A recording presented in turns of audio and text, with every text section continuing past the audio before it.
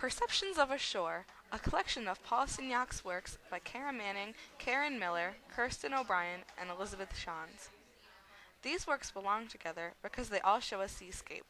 These paintings were chosen because they all clearly demonstrated his approach to Neo-Impressionism.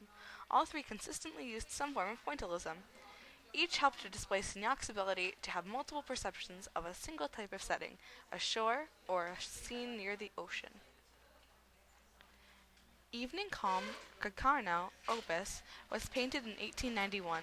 The painting shows a sailboat drifting off into the yellow and orange sunset on the ocean. The boat is the main focus point of the piece. The medium used oil paint on a canvas. This painting is one of divisionism. This is essentially pointillism, as it is a series of dots and dashes placed on the canvas that form shapes and figures when seen from a distance. Signac uses vibrant colors and is rather eye-catching because of this. Paul Signac painted fishing boats in 1928 as a seascape. It was made using watercolor and graphite on paper. Signac disliked the time-consuming nature of the previous techniques used in the Impressionist period, so he used loose and flowing brushstrokes in his incorporation of pointillism. His form of pointillism used here was also divisionism. There's a white background that is scattered with bright colors such as yellow and orange. Emphasis is placed on the colors themselves rather than the subjects they are painted on. There are multiple aspects of the shore that are trying to be cluttered within the space of the painting. Multiple sailing boats and buildings can be seen. The cluttering seems to distribute the focus so that there isn't a real focus in the painting. Each sailing boat is distinguishable because the color of their mast is just barely visible in the reflection in the water. Paul Signac's The Town Beach, painted in 1887, is a great example of the style seen during the Neo-Impressionist style movement and the techniques and composition that Paul Signac uses in several of his works. The town beach is a seascape that was painted using the technique divisionism, the layering of dots and dashes of paint to create optical coloring effects, very common to the Neo-Impressionist movement.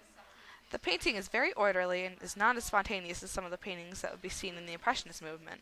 There is an artificial lifelessness in the landscape, and the painting appears to be deliberately stylized. Paul Signac uses artificial light in the town beach as well as other paintings, as a result of painting inside instead of in the open air. The town beach also consists of bright colors. Signac blends the warm and cool tones in the town beach to create an evenly lit and calm atmosphere. The culture of the period is reflected in the following aspects of the paintings. Saint-Tropez, where Signac produced several of his works, was easily accessible by boat. This was exceptionally important to his work because he owned many sailboats. The Saint-Tropez was a popular destination for wealthy Frenchmen and provided Signac with the subject matter for evening calm, fishing boats, and the town beach. In general, post-impressionists sought to raise public awareness on social ills through their art. Although none of these pieces depict such issues, others believe strongly in their ability to create change. Signac had a public role in both art and politics. He was both vice president and later president of the Independents, and wrote many articles about the ideas of Neo-Impressionists.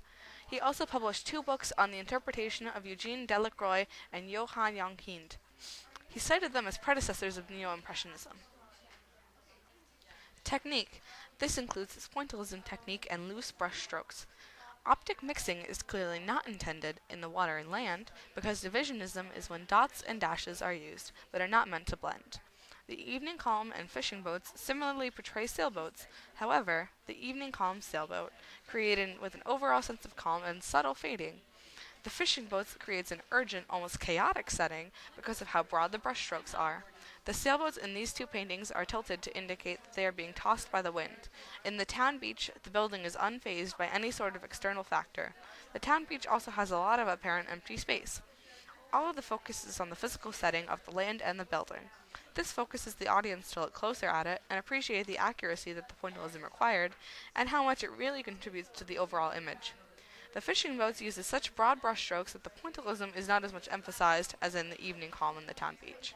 The use of shadowing on the building in the town beach adds depth and makes the seemingly bland, colored building more interesting to look at. Such shadowing can also be seen in the grass on the shore in the evening calm. Without this, both paintings would seem to be nothing but a normal seascape. Paul Signac is an example of a neo-impressionist. He used techniques such as pointillism and watercolor to express several different subject matters, often focusing on seascapes and marine paintings. Scientific color theory was used in addition to pointillism to achieve an orderly, composed appearance. Colors were not mixed to prevent, quote, the eye from being subjected to an intense vibration, end quote. He had several influences and often painted with other neo-impressionists. His first works were influenced by Monet and Guillaumin. Georges Seurat, Charles Engrand, and Henry Edmond Cross and fellow artists established the Groupe d'Artistes Independants to rebel against Impressionism.